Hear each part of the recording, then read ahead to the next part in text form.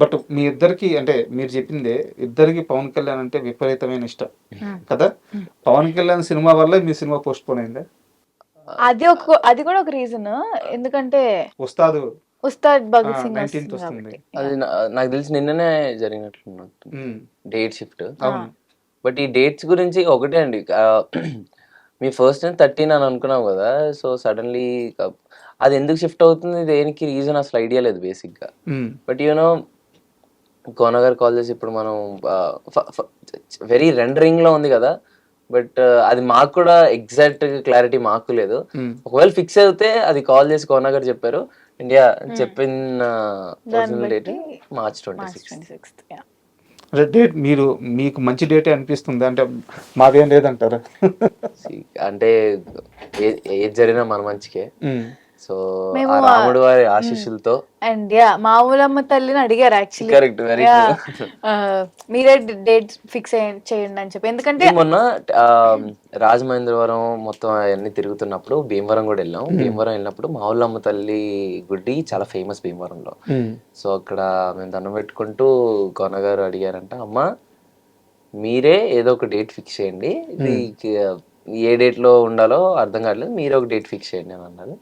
So ఆ అమ్మ రాముల వారి కళ్యాణం రోజు రమ్మన్నట్లున్నారు, అందుకే మేము మార్చ్ 26th వస్తున్నాం. సూపర్. అండ్ మీ ఇద్దరికి ఒక సీరియస్ క్వశ్చన్, ఇందులో మీ తప్పు ఉందో లేదో నాకు తెలియదు, బట్ కొంత వివాదం అయితే అయింది. దీనిపైన మీరు క్లారిటీ ఇవ్వాలి. కోర్టు మూవీలో ప్రేమలో అనే సాంగ్ ఉంది, దాన్ని కొరియోగ్రఫీ చేసింది ఎవరు గుర్తుందా మీకు? ఈశ్వర్ గారు. ఆయన ఒక ఇంటర్వ్యూలో మాట్లాడుతూ ఆ సాంగ్ చాలా సూపర్ హిట్ అయింది, ఈవెన్ హీరో హీరోయిన్ ఇద్దరు వాళ్ళిద్దరు ఎక్కడికి వెళ్ళినా సరే ఫస్ట్ ఆ సాంగ్ ప్లే చేసే వాళ్ళు మాట్లాడేవాళ్ళు, అంత పెద్ద సక్సెస్ అయింది, వాళ్ళిద్దరికి మంచి పేరు వచ్చింది, మూవీకి మంచి పేరు వచ్చింది. బట్ ఎవ్వరు కూడా ఎక్కడా కూడా ఏ స్టేజ్ మీద కూడా నా పేరు చెప్పలేదు అని చెప్పి ఆయన ఒక ఇంటర్వ్యూలో మాట్లాడారు.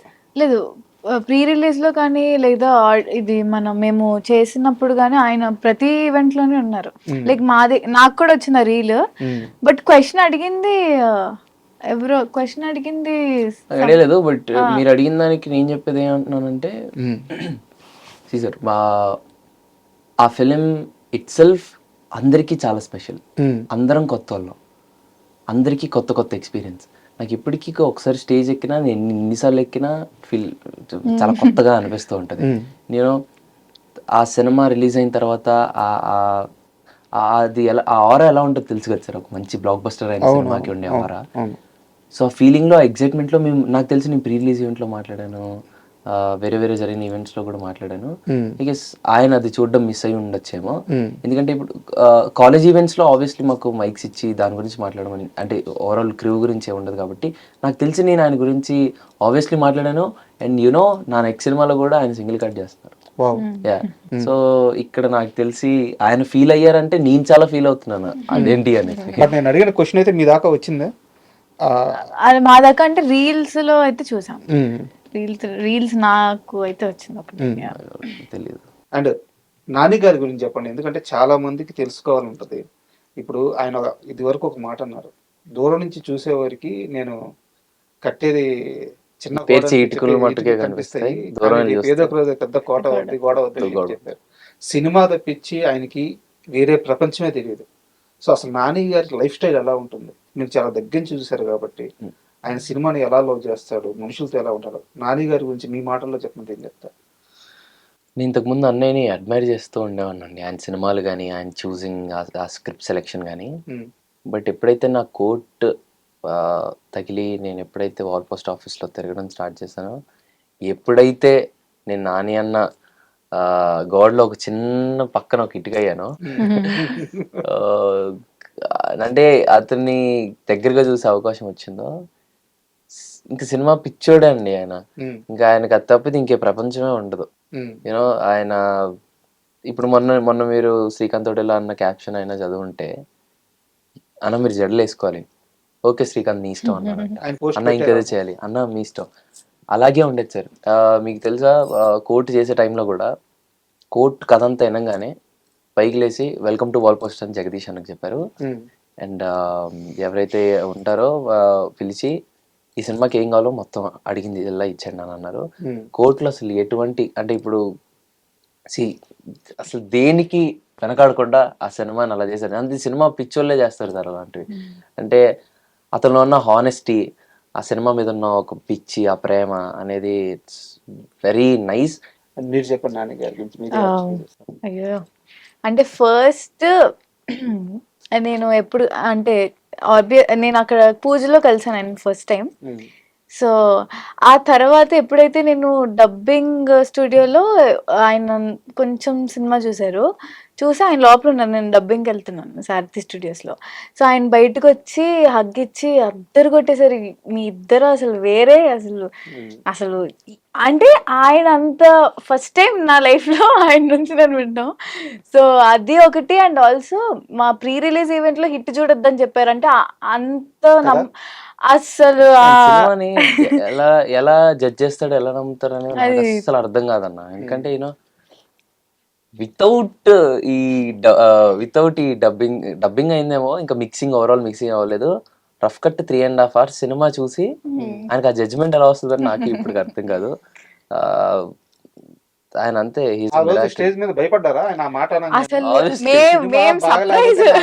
నాని అన్నే కాదు, నాని అన్న చుట్టుపక్కల మెయిన్ తెలియదు, అంత భయపడ్డారు. ఏం సార్ అంత పెద్ద మాట అనేసారంటే ఆయనకున్న నమ్మకం అది ఎలా వచ్చిందన్న నాకు అర్థం కాదు. యాక్చువల్ గా నేను శైలేష్ గారిని ఇంటర్వ్యూ చేశాను. సినిమా రిలీజ్ అయిన హిట్ 3 రిలీజ్ అయిన ఫస్ట్ రోజే ఆయన ఇంటర్వ్యూ చేస్తే ఆయన అన్నారు, భయం ఏందండి, కాళ్ళు చేతులు వణికిపోయాయి. ఆ స్టేట్మెంట్ చెప్పినప్పుడే అర్థమైంది ఆయన ఎంత అంటే ఆ సినిమాని ఎంత నమ్మి చెప్పారో, అంత లవ్ టువర్డ్స్ కోట్ అనేది అప్పుడు అర్థమైంది నాకు. ప్యారడైజ్ ఎలా ఉండబోతుంది అంటే బియాండ్ లిమిట్స్ అనుకో. చూసిన నాని అన్న వేరు, ఇప్పుడు చూసే నాని అన్న వేరు. అంటే రోషన్, ఈ క్వశ్చన్ నీకు. మామూలుగా ఇండస్ట్రీలో ఇప్పుడిప్పుడే ఎదుగుతున్న హీరోలందరూ కూడా ఒక మాస్ ఫాలోయింగ్ కోసం ఎప్పుడు కోరుకుంటూ ఉంటారు, మాస్ ఫాలోయింగ్. అలాంటి మాస్ ఫాలోయింగ్ హీరోలకు ఇచ్చే ఒకే ఒక డైరెక్టర్ పూరి జగన్నాథ్. ఆయన డైరెక్షన్ వర్క్ చేయాలని ఉందా? Definitely sir. ఆయన సినిమాలు ఏది ఇష్టం మీకు? Pokiri. And me favourite hero ఎవరు? అంటే నాకు సినిమా బట్టి ఉంటుంది సార్. అంటే యాజ్ అన్ యాక్టర్ అడ్మైర్, అంటే ఒక్కొక్క సినిమాలో ఒక్కొక్కటి నేర్చుకుంటూ ఉంటాను కదా. అలా ఒక్కొక్కరి దగ్గర నుండి ఒక్కొక్క పిన్ పాయింట్స్ నేర్చుకుంటూ ఉంటాను. So yeah. శ్రీదేవి గారు, మీ ఫేవరెట్ హీరో ఎవరు? పవన్ కళ్యాణ్ గారు. హీరోయిన్? శృతి హాసన్ అంటే చాలా ఇష్టం నాకు. యాక్చువల్ గా చాలా మంది మిమ్మల్ని ఏమంటారంటే జూనియర్ సౌందర్య అంటున్నారు. ఎందుకంటే ఆ లుక్ గానీ, లేదంటే ఆ తెలుగు మాట్లాడే విధానం గానీ, మన తెలుగు అమ్మాయి. సో చాలా పెద్ద బాధ్యత మీ పైన పడిపోయింది. ఫైనల్ గా ఇది లాస్ట్ క్వశ్చన్, బట్ కాస్త సీరియస్ క్వశ్చన్. మీరిద్దరు క్లారిటీ ఇవ్వాల్సిన క్వశ్చన్, మీరిద్దరు ఫీల్ అవ్వకుండా సమాధానం చెప్పాల్సిన క్వశ్చన్. ఆన్ స్క్రీన్లో, ఆఫ్ స్క్రీన్లో మీ ఇద్దరి మధ్య ఉండే కెమిస్ట్రీ, క్లోజ్నెస్ ఇవన్నీ చూసి మీ ఇద్దరు అంటే చాలా చిన్న వయసు, ఒక స్వచ్ఛమైన స్నేహం ఉండొచ్చు. బట్ బయట చాలా మందికి చాలా డౌట్లు ఉంటాయి, వీళ్ళిద్దరు నిజంగా ప్రేమలో ఉన్నారా?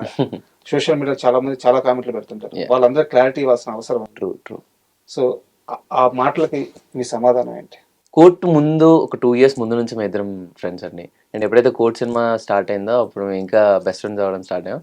అండ్ మేము ఒక మంచి బెస్ట్ ఫ్రెండ్స్ అంతే. అండ్ మీరు కొన్నిసార్లు తెర మీద చూసేటప్పుడు మీకు నాకు చాలా మెసేజ్ కానీ అలా చూసాను నేను కూడా. బట్ వి క్రాక్ ఫర్ అంటే మేము చూసుకొని నవ్వుతాం, ఫ్రమ్ నోవేర్ ఏదో జోక్ వేసుకుంటాం మేము. ఆ జోక్ లో మేము నవ్వుకుంటాం. అది వాళ్ళు చూడండి ప్రేమలో ఉన్న శ్రీదేవి. అయ్యో, సో మేము చూసుకొని మాకు నవ్వొస్తూ ఉంటది. బట్ వెరీ గుడ్ ఫ్రెండ్స్, అంతకు మించి ఏం లేదు. And thank you very much. ఎందుకంటే బ్యాండ్ మేళం మూవీ కోన గారు పర్సనల్ గా నాకు బాగా క్లోజ్. సో అండ్ అలాగే మీ ఇద్దరు కెరీర్ చాలా గొప్పగా సాగాలని మనస్ఫూర్తిగా కోరుకుంటున్నాను. వీటన్నిటికీ బ్యాండ్ మేళం ఖచ్చితంగా సూపర్ హిట్ అవ్వాలి. All the best. ఈసారి డేట్ ఫిక్స్ March 26th. అందరికీ శ్రీరామనవమి శుభాకాంక్షలు.